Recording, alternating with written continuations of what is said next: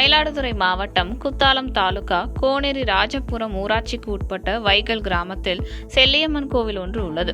கோவிலுக்கு சொந்தமான இடத்தில் கோவிலின் முன்னாள் பூசாரி கோவிந்தசாமி, தற்போதைய பூசாரி கணேசன் ஆகிய இருவரும் கோவிலிடத்தில் பட்டா பெற்று தனித்தனியாக வீடு கட்டி வசித்து வரும் நிலையில் முன்னாள் பூசாரி கோவிந்தசாமி கோவில் இடத்தின் ஒரு பகுதியை ஆக்கிரமித்ததாக கூறப்படுகிறது.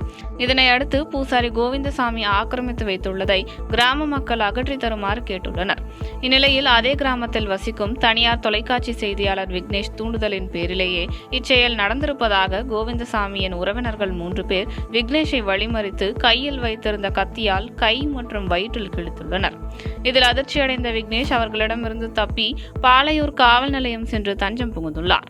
அங்கிருந்து போலீசார் விக்னேஷை மயிலாடுதுறை அரசு மருத்துவமனைக்கு சிகிச்சைக்காக அனுப்பி வைத்து விசாரணை மேற்கொண்டு வருகின்றனர்.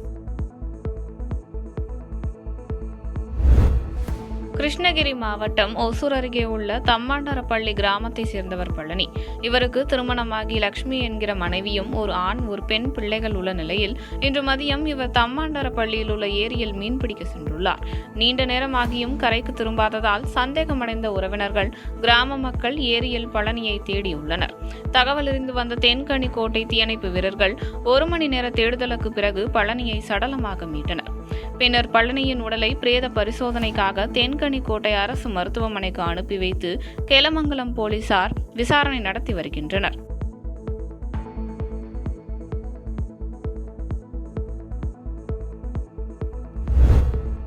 கர்நாடக மாநிலம் பெங்களூரிலிருந்து 17 டன் சமையல் எரிவாயு நிரப்பிக்கொண்டு மதுரை நோக்கி டேங்கர் லாரி ஒன்று சென்று கொண்டிருந்தது.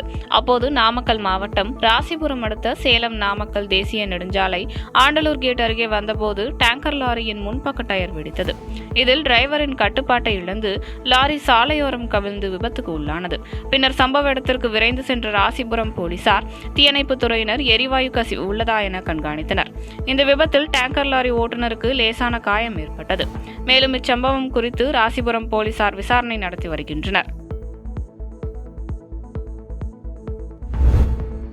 மதுரை விமான நிலையத்தில் பாமக தலைவர் டாக்டர் ராமதாஸ் செய்தியாளர்களை சந்தித்து பேட்டி அளித்தார்.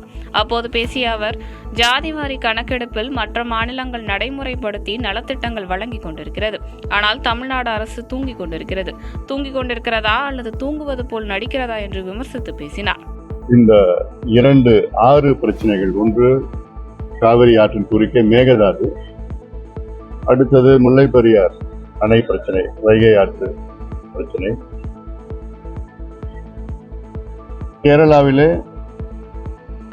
ஆளுநர் உரையின் பொழுது முல்லை பெரியார் அணைக்கு நிகராக ஒரு புதிய அணையை கட்டுவோம் என்று ஆளுநர் உரையில் குறிப்பிடப்பட்டது. இது கண்டிக்கத்தக்கது.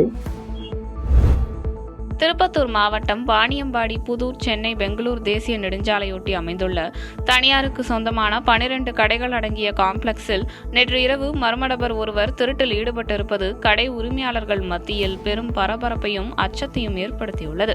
12 கடைகள் அடங்கிய காம்ப்ளெக்ஸில் வாணியம்பாடி வன்னிபுதூர் பகுதியைச் சேர்ந்த ரவி என்பவருக்கு சொந்தமான பெட்டி கடை மற்றும் டெய்லர் கடை, ஆம்பூர்பேட்டை பகுதியைச் சேர்ந்த சத்யநாராயணன் என்பவரது சரக்கு வாகன விற்பனையகம் உள்ளிட்ட 5 கடைகளின் பூட்டை உடைத்து பணத்தை திருடி சென்றதாக கூறப்படுகிறது. இதுகுறித்து தகவல் அறிந்து வந்த வாணியம்பாடி நகர போலீசார் சம்பவ இடத்திற்கு நேரில் சென்று விசாரணை மேற்கொண்டு வருகின்றனர்.